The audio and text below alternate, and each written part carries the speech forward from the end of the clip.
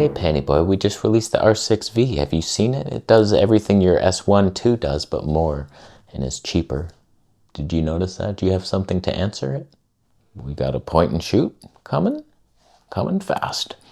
Good luck matching it. Do you have anything that's as tiny? A little Leica lens on that thing? A little 4K 120? Nobody wants your expensive stuff. Does it cost more or less than your S1 II? Can you quickly just look it up on your Panasonic phone? You guys still make those, right? Let me know. And does it do 7K 60 raw open gate? If it doesn't, were a lot of people asking for that resolution? Is that the direction we're heading? I don't know. We just prefer stable footage. How's your stable? I heard it's not quite as good as your R6 III, which is not quite as good as anything we've ever made. We have 67 megapixels now. The resolution is unmatched. Yeah, no one cares, Sony. Panasonic, stabilization's not everything. Sometimes you need brand value, a brand you can trust, and no one trusts you because you're stupid. You're the least favorite system. I just did a poll at a family picnic, and not one person there had a Panasonic camera. Well, much like the lines at McDonald's are often full, not everybody wants rat meat.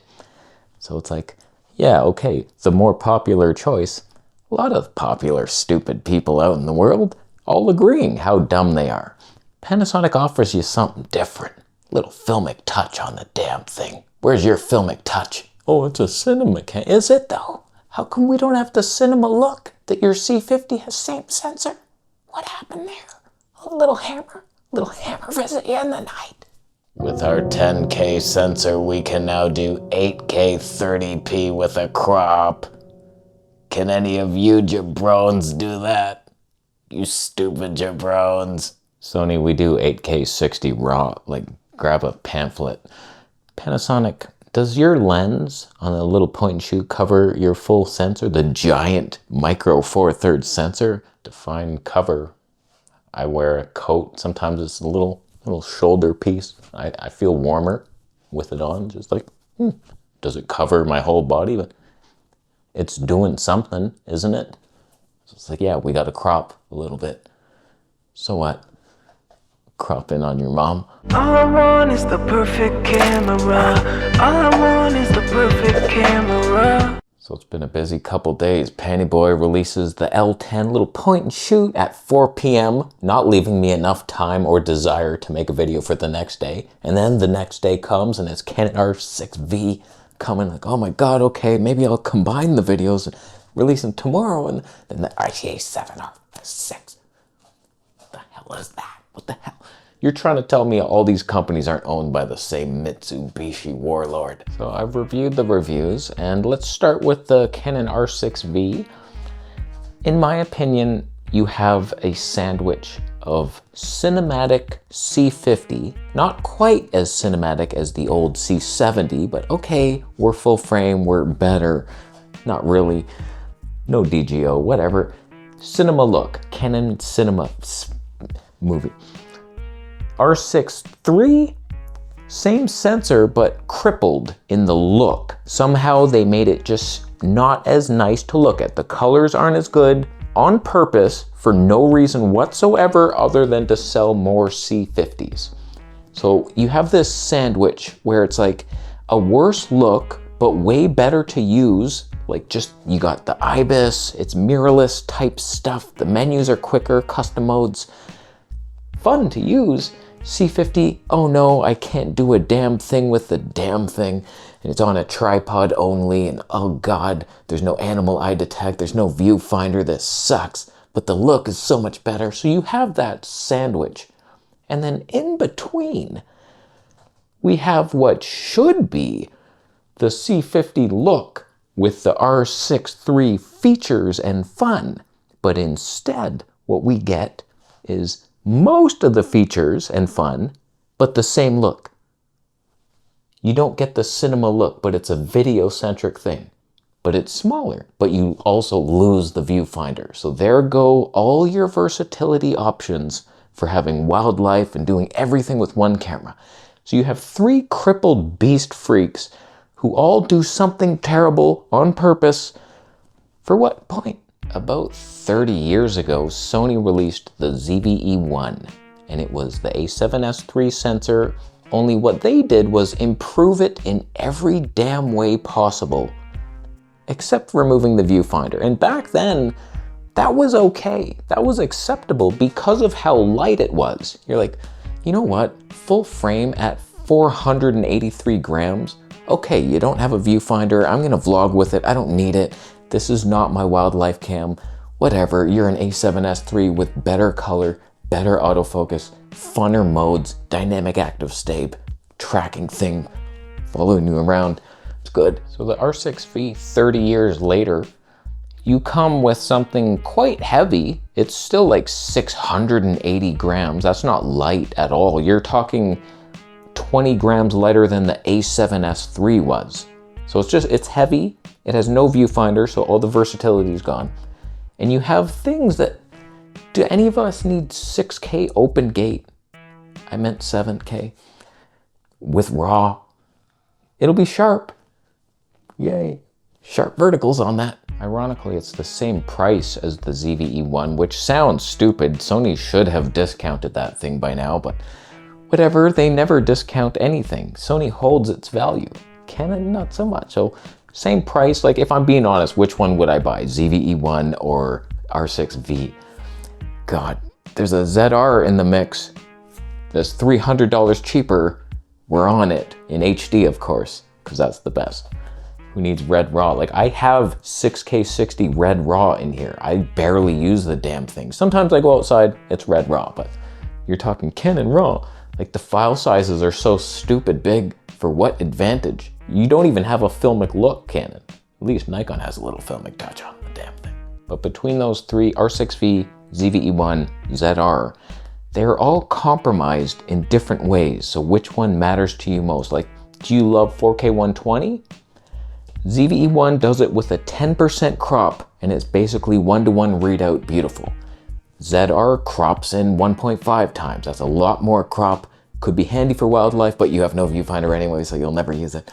I find it's kind of fun when you put the 26mm on, you're vlogging, and then you can punch in to a 40, roughly, 4K 120. Whereas Canon does full frame, but it's line skipped, so it will be like the worst quality. Sony and Nikon both do HD 240. Nikon's a little sharper, crops 5%, barely noticeable. ZV-E1's beautiful. R6V, for some reason, only does 180 frames per second. That's not fun, and it's line skipped hell. Yay. Your R6 II did that. Do you want to explain it down below why you haven't upgraded at all? Oh, went from 4K60 to 4K 120, but HD 180 stayed the same. The R6V has worse IBIS than the R6 III. That's something to think about. So like, you're not saving much weight, but just little cripple hammers. Like, there's no 4K S RAW in the R6V. The R5 II had it. Why don't you? Just a little hammer dent, just knocking specs out. And also, you're back to your ergonomic schizophrenia where everything's different now on the dials. It's at least a good position. I like it. It's like the Canon R7 with the on-off thing on the thumb. That is the best one. So it's like, that's cool. But if you know Canon cameras, each one has the on-off button in a different position. Things are switched, photo, video over here. It's really annoying. Instead of just keeping things the same, like Sony keeps things the same. They're a terrible same, but at least it's familiar. I got the ZR because it was light and it had red RAW and super slow-mo, huge screen on it. I would not trade this for an R6V, even though it would be more polished, better autofocus, probably better stability than this. This has a little filmic look in the red RAW and all the red LUTs. Canon's a little more clinical and exacting, and 7K RAW is literally unusable with the file sizes. Bigger than red RAW. Don't quote me on that because I just made that up. It could be bigger. If I were to rank which cameras I would buy, it's Nikon ZR first, Sony ZV-E1 second, Canon R6V last. That is my hierarchy. Now, for Penny Boy. Cool story on the L10. We've been asking for a long time for a G9 II, but smaller and better. This is not that. You fixed a lens on it. It's a Leica lens at least, but here's the problem I have with this thing. One, the Panasonic look is over sharpened and cheap on the G9 II. The GH line is a little better, but you're not giving us that. You're giving us point and shoot quality. I could forgive all of that. Tiny Panasonic, you're doing 4K 120. I think it has the HD 300 frames per second. Manual focus only. It's lightweight. Lighter than anything. It's like all-in-one camera? Interesting. Okay, there's no deal-breaking flaws, right? Oh, there's two? One, you don't have Panasonic Stabe for some reason. The only reason people shoot Panasonic is for your otherworldly stabilization, and for whatever reason, it's like just lens Stabe or something, and it's jerky as shit. It's not good. So it's like, okay, I want the Panasonic with the worst Stabe in the business because I love that over-sharpened look. Deal-breaking flaw number one. The second one is the tripod door is blocked by the SD card. What are you even doing? Like, how do you come home with that and think, yep, we did good. We have a little tripod Ulanzi screw on there, boom. Oh, I can't access my card. I need a screwdriver to get my SD card out. Every vlog, I'm vlogging down the street happy with terrible Stabe, but super slow-mo. So like whatever, it's photocentric. Maybe you don't have a tripod. You're taking pictures. Okay, cool. I don't care about your life. You do that on your own time. I'm talking about YouTube creators, and this could have been a great thing, but it's not. If you come out with a YouTuber's version that's like an 18 to 50 Leica lens that covers the whole thing this time, and there's no weird SD card blocking my tripod, then you might have something. And it's actual IBIS, Panasonic IBIS, and okay, you have one lens, you can't remove it, but whatever, for walking around taking pictures, posting them to your MySpace page. This thing will do just fine, through my affiliate links, of course. When it comes to Sony, they have just announced A7R Mark VI. While we're stuck on the A7S Mark III, imagine an A7S Mark IV, Mark V, Mark VI, where we would be today. Can you even fathom it? But for whatever reason, people like this super ultra resolution look, and I don't know, man, like it's fast, but in my opinion, you do not even compete with the Canon R5 II or old Nikon Z8, which is about to get an upgrade probably next year or something. It's gonna blow us all away, I think. I'm not even a Nikon fan, bitch. I hate them a lot. Their autofocus gets quirky, your IBIS is unusable, but I think, I've heard some rumors that the Z9 Mark II at least is gonna be like, whoa, otherworldly stuff. And I think they might be. Nikon's catching steam, steamboats. But let me just explain to you what Sony reached for. 67 megapixels, so you're high, you're super sharp. For video, it's a 10K sensor. Okay, wow. But we don't do that. We do 8K with a crop, only 30 frames per second. Literally, what's the point? Like Canon 8K 60 RAW, the file sizes were ridiculous, but it had use cases and it looked glorious because it had some slow-mo. Who's gonna use 8K 30 for what? For what goddamn thing? Not on my forsaken earth. And then you have the nerve to give us a DGO sensor in a photocentric camera. So we're talking like C70 levels of dynamic range. Oh my God, whoops. It's for Sony video though. You can't use it in 8K, you can't go above 30 frames per second. C70 did 4K 60 at least in DGO. You can't do anything slow or fun. So like, what are you gonna use it for? For talking head stuff outside, okay. All I know is ever since Canon and Nikon released their mirrorless, it's been a slow climb up to where Sony was waiting. And now it seems that Canon and Nikon have caught them. They're now looking, and Sony's drinking water on a rock. And like, they continued up and they kept their brand name. Everybody knows Canon and Nikon from the 80s. And it's like, Sony, you used to wow us with your super tech, but now What is this supposed to be? Like, it's super expensive, utterly unusable resolution, and then you leave us video scrubs out to dry. So whatever, we're getting used to it. New things are announced. They're not better, they're worse in some way.